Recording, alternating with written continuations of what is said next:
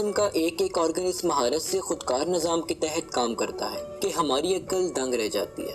ہمارے جسم میں کئی سسٹمز ایک ہی وقت میں کام کرتے ہیں، جن میں سے ایک اہم سسٹم ڈائجسٹو سسٹم بھی ہے، اور آج ہم اسی سسٹم پر بات کریں گے۔ کھانا کھانے سے لے کر اس کے ہضم ہونے تک کے تمام پروسیس کو ڈائجیشن کہتے ہیں۔ آئیے آج آپ کو ہمارے جسم میں ڈائجیشن اور ڈائجسٹو سسٹم کے بارے میں کچھ معلومات فراہم کرتے ہیں۔ ہمارا ڈائجسٹو سسٹم کئی آرگنز اور گلینڈ سے مل کر بنا ہے، جو کھانا کھانے کے بعد اسے ہضم کرنے یعنی ڈائجسٹ کرنے میں ہماری مدد کرتے ہیں۔ ہم جو بھی کھانا کھاتے ہیں، ہمارا جسم اسے باریک ذرات میں تبدیل کر دیتا ہے تاکہ اسے ہضم کرنے میں آسانی ہو اور ویسٹ مٹیریل اخراج بھی کیا جا سکے۔ منہ سے لے کر اخراج تک ہمارے ڈائجسٹو سسٹم کے زیادہ تر آرگنز ایک ٹیوب کی شکل میں ہوتے ہیں، جن میں کھانا سفر کرتے ہوئے ڈائجیشن کے مختلف عمل طے کرتا ہے۔ ہمارے منہ سے لے کر اخراج تک ایک لمبی بل کھاتی ہوئی ٹیوب ہمارے کھانے کو مختلف طرح کے عمل سے گزارتی ہے، جس کے دوران ہمارا کھانا ہضم ہو جاتا ہے اور ویسٹ مٹیریل جسم سے الگ ہو جاتا ہے۔ چند اور آرگنز بھی ہمارے ڈائجسٹو سسٹم کا حصہ ہیں،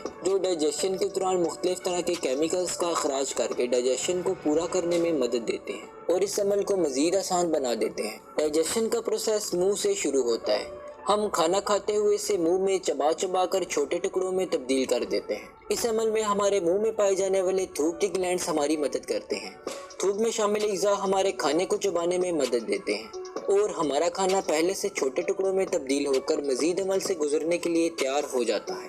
کھانا منہ میں چبائے جانے کے بعد جس نالی میں داخل ہوتا ہے، اسے ایسوفوگس کہتے ہیں، یا یوں سمجھ لیجئے کہ کھانے کو منہ سے معدے تک لے جانے والے راستے کو ایسوفوگس کہتے ہیں۔ ایسوفوگس ایک لمبی ٹیوب ہوتی ہے جس کی اندرونی دیوار میں موجود مسلز کی یکساں حرکت کھانے کو نیچے معدے تک لے جانے میں ہیلپ فل ثابت ہوتی ہے۔ جیسے ہی کھانا معدے میں پہنچتا ہے، معدہ مختلف قسم کے کیمیکلز خارج کرتا ہے۔ اس میں سب سے تیز کیمیکل کو گیسٹرک ایسڈ کہتے ہیں۔ یہ کیمیکل خوراک کو مزید چھوٹے ذرات میں تبدیل کرنے میں ہماری مدد کرتے ہیں۔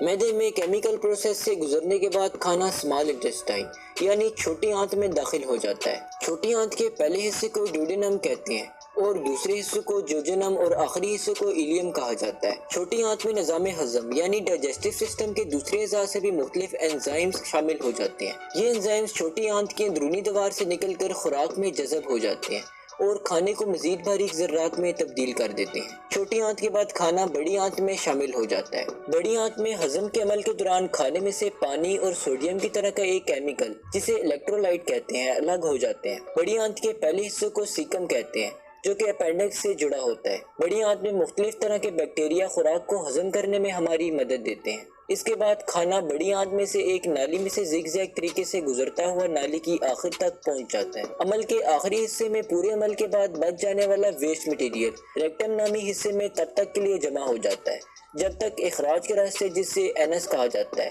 اس کے ذریعے سے جسم سے باہر نہ نکل جائے۔ تو یہ تھا ہمارا ڈائجسٹو سسٹم۔ کیسی لگی آپ کو یہ ویڈیو؟ نیچے کمنٹس کر کے ضرور بتائیے گا۔